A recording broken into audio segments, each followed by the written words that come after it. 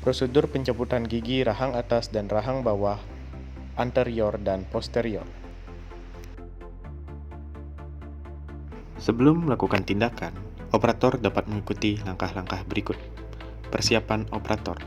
Prosedur penggunaan APD level 2 dengan menggunakan baju kerja scrub surgical cap, masker N95, handscoon, gown, handscoon lapis kedua, dan face shield.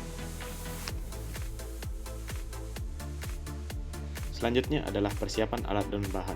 Persiapkan alat diagnostik seperti kaca mulut, sonde half moon, pinset, lalu ada spoon kuret, bone file, nair beacon, tray, speed injeksi, forceps rahang atas gigi anterior, forceps rahang atas gigi posterior, forceps rahang bawah gigi anterior, forceps rahang bawah gigi posterior, band elevator, tempat tampon atau kasa yang telah dipakai, depen glass dan povidone iodine, cotton pellet dan tampon. Tahap selanjutnya adalah melakukan anamnesis. Anamnesis dapat dilakukan dengan menanyakan nama, usia, alamat, kontak, status perkawinan, golongan darah, nama orang tua, suku, pekerjaan, dan agama. Acuan yang dapat digunakan dalam anamnesis adalah Secret 7 dan Fundamental 4. Secret 7 meliputi lokasi keluhan, onset keluhan, kualitas keluhan, kuantitas keluhan, kronologis keluhan, faktor modifikasi, serta keluhan penyerta. Selanjutnya, operator dapat menanyakan riwayat penyakit saat ini, riwayat penyakit terdahulu, riwayat kesehatan keluarga, dan riwayat sosial dan ekonomi. Selanjutnya adalah pemeriksaan tanda vital yang meliputi pemeriksaan suhu tubuh, denyut nadi, laju pernafasan, tekanan darah, dan pemeriksaan saturasi. Pemeriksaan ekstraoral. Pemeriksaan dilakukan dengan cara operator berdiri di belakang pasien, lalu palpasi secara bimanual atau bidigital pada kelenjar limfe. Kelenjar limfe meliputi sublingualis, submentalis, cervicalis, pericoler, dan parotis. Selanjutnya, instruksikan pasien untuk membuka mulut dan menutup mulut untuk memeriksa temporomandibular joint.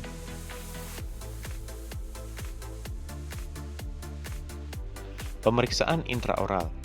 Pemeriksaan intraoral meliputi pemeriksaan mukosa bukal, bukal fold, gingiva bukal kanan atas, mukosa labial, labial fold, gingiva labial atas, mukosa bukal, bukal fold, gingiva bukal kiri atas, mukosa bukal, bukal fold, gingiva bukal kiri bawah, mukosa labial, labial fold, gingiva labial bawah, mukosa bukal, bukal fold, gingiva bukal kanan bawah. Pemeriksaan pada lidah, dasar mulut dan gingiva lingual, palatum durum dan gingiva palatal, palatum molar, tonsil, dan paring.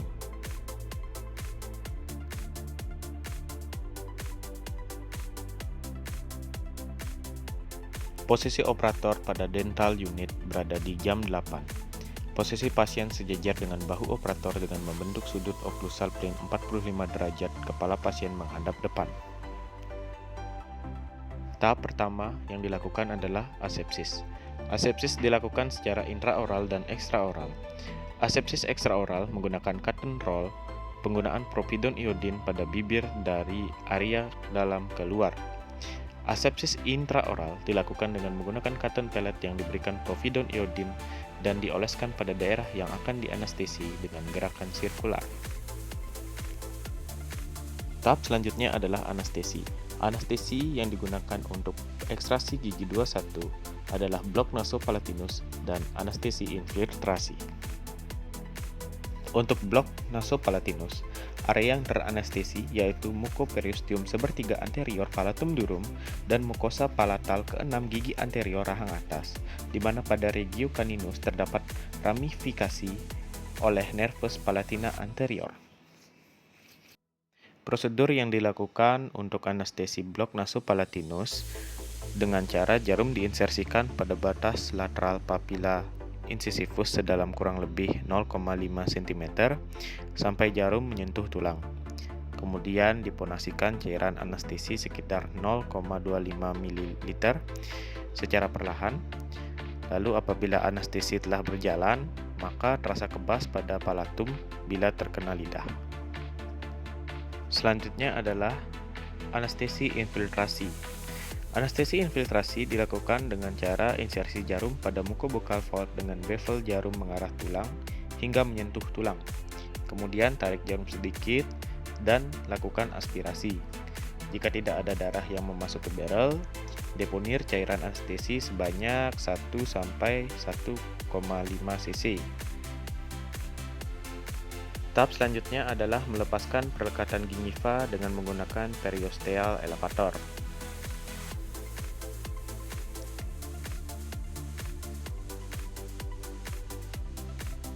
Selanjutnya, luksasi gigi dengan menggunakan stride elevator.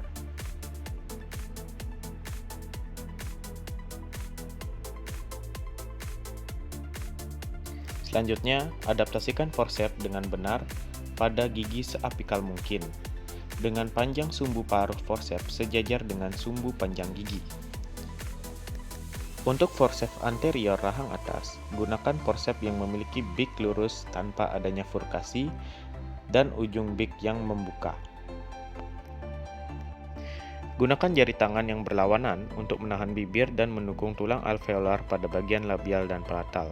Gerakan ekstraksi awal dengan gaya yang ringan pertama ke arah labial dan kemudian palatal. Setelah gaya awal diterapkan pada gigi, gerakan berangsur-angsur menjadi lebih besar dan disertai dengan gerakan rotasi karena akar incisivus sentral berbentuk konus. Gigi dirotasi terlebih dahulu ke satu arah dan segera setelah itu ke arah lain, hingga jaringan periodontal sepenuhnya terputus. Gigi kemudian dikeluarkan dari soket menggunakan daya tarik dan kekuatan akhir ekstraksi diterapkan ke arah labial. Selanjutnya, periksa gigi dan soketnya. Kemudian dilanjutkan dengan pengambilan jaringan sisa dengan spun kuret.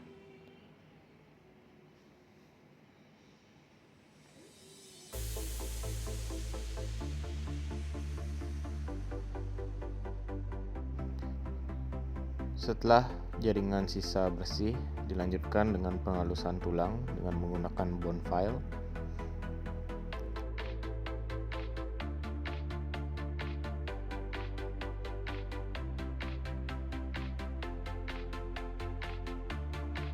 Setelah itu dilanjutkan dengan melakukan irigasi dengan menggunakan salin.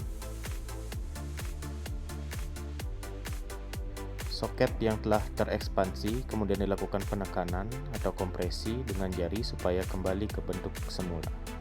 Selanjutnya, berikan tampon untuk menutup luka dan instruksikan pasien untuk menggigit tampon.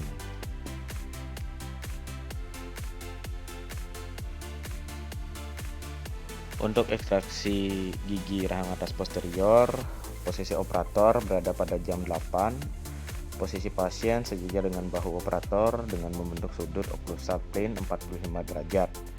Posisi kepala pasien pada pencabutan Ryogyo kanan itu menghadap ke depan.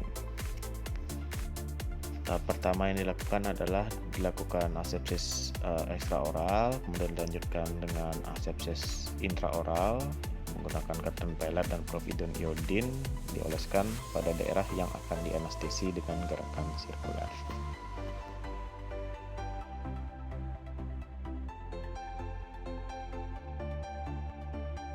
Untuk anestesi yang digunakan untuk pencabutan gigi rahang atas posterior itu digunakan blok nervus palatinus majus.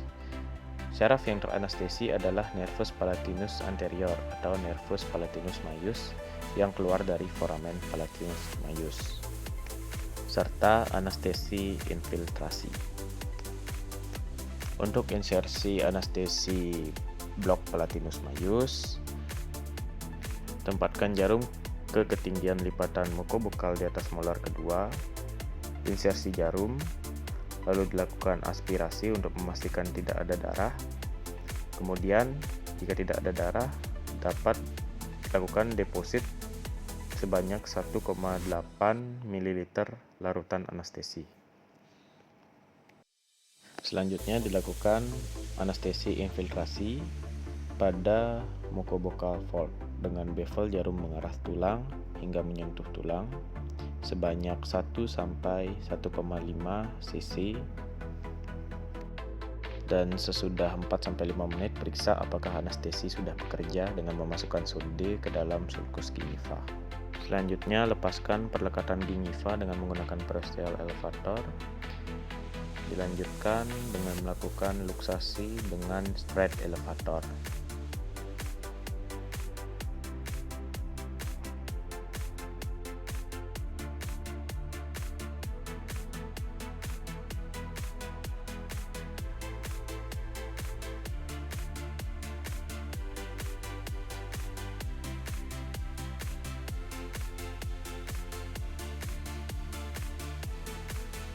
Untuk forceps posterior orang atas, gunakan forceps yang memiliki beak atau paruh yang berada pada sisi distal gigi yang akan diekstraksi. Adaptasikan forceps dengan benar pada gigi seapikal mungkin. Beak tang cabut berada seapikal mungkin, serta gerakan ekstraksi dengan gaya pertama ke arah lingual dan kemudian ke arah bukal, dan gigi dicabut dengan arah buko oklusal. Kemudian bersihkan jaringan sisa granulasi dengan menggunakan spons kuret. Selanjutnya haluskan tulang menggunakan bone file.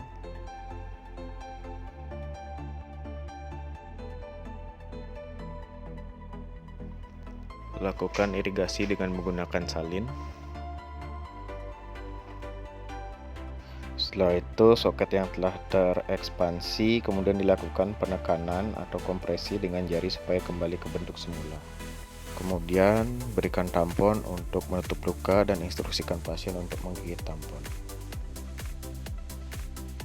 Untuk ekstraksi gigi anterior rahang bawah, posisi operator pada jam 8 dengan posisi pasien sejajar dengan siku operator dengan membentuk sudut occlusal plane sejajar dengan lantai dan kepala pasien menghadap ke depan.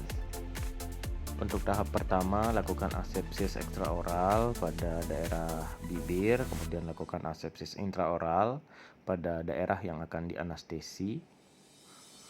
Anestesi yang digunakan untuk ekstraksi gigi anterior rahang bawah adalah anestesi infiltrasi dengan menginsersikan jarum pada mucoboccal vault dengan bevel jarum mengarah tulang hingga menyentuh tulang. Kemudian dilakukan aspirasi, dan jika tidak ada darah memasuki barrel, dapat dideponir cairan sebanyak 1 sampai 1,5 cc cairan anestesi.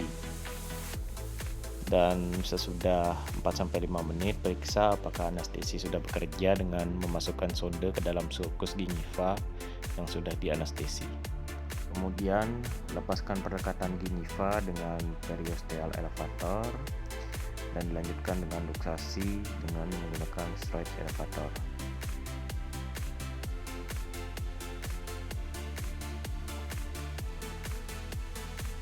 Untuk tahap ekstraksi ini menggunakan anterior mandibular forceps. Selanjutnya adaptasikan forceps dengan gerakan ekstraksi dari arah labial ke lingual sampai gigi menjadi goyang, kemudian ditambah sedikit gerakan rotasi untuk mengekspansi tulang alveolar. Dan gigi pun dapat dikeluarkan dari soket. Setelah itu dilakukan pengambilan jaringan sisa granulasi dengan menggunakan spons kuret. Lalu dilanjutkan dengan penghalusan tulang menggunakan bone file.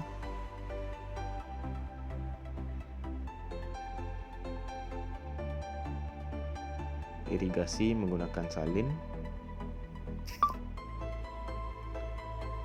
Lalu soket yang telah terekspansi kemudian dilakukan penekanan dan kompresi dengan jari supaya kembali ke bentuk semula. Dan terakhir berikan tampon untuk menutup luka dan instruksikan pasien untuk menggigit tampon. Posisi operator saat melakukan penjemputan yaitu pada posisi depan kanan pasien, yaitu pada posisi jam 10. Lakukan asepsis secara ekstraoral pada daerah bibir area dalam keluar, kemudian lakukan asepsis intraoral pada daerah yang akan dianestesi. Teknik anestesi yang digunakan yaitu anestesi blok mandibula. Dengan tahapan, letakkan jari telunjuk pada external oblique ridge atau batas anterior ramus mandibula. Kemudian, setelah menemukan batas anterior ramus mandibula, gerakan jari ke atas dan ke bawah hingga mendapatkan coronary rod. Kemudian, tinggi injeksi yaitu 6-10 mm sejajar di atas oklusal plane gigi molar mandibula. Jari digerakkan ke arah bukal dan injeksikan jarum dari arah kontralateral dengan bevel menghadap ke arah tulang hingga menyentuh tulang di bagian permukaan medial ramus mandibula. Kemudian ubah arah jarum menjadi ipsilateral dan insersikan kurang lebih 10 mili, kemudian diubah kembali menjadi kontralateral dan insersikan kembali hingga menyentuh tulang.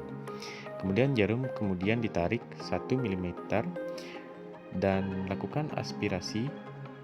Apabila aspirasi negatif, injeksikan larutan anestesi 1,0 ml secara perlahan untuk anestesi nervus alveolaris inferior.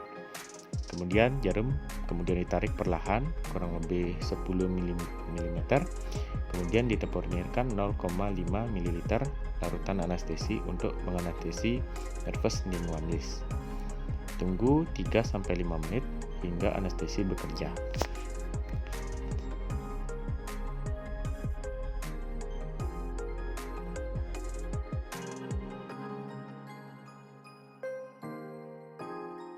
Kemudian dilakukan anestesi infiltrasi dengan menginsersikan jarum pada mucobukal fold.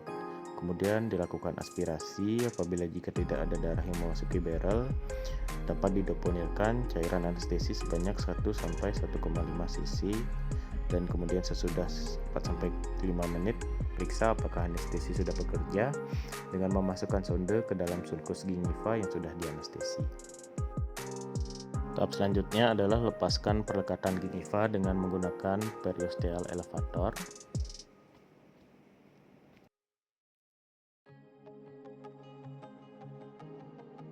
Setelah itu lakukan luksasi dengan menggunakan strike elevator.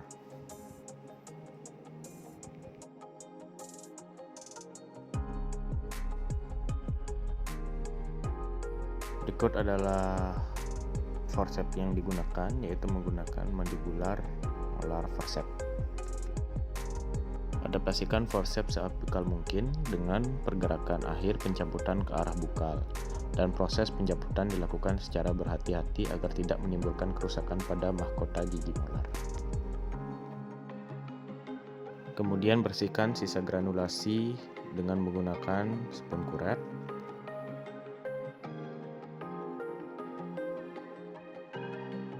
Kemudian haluskan tulang dengan menggunakan bone file.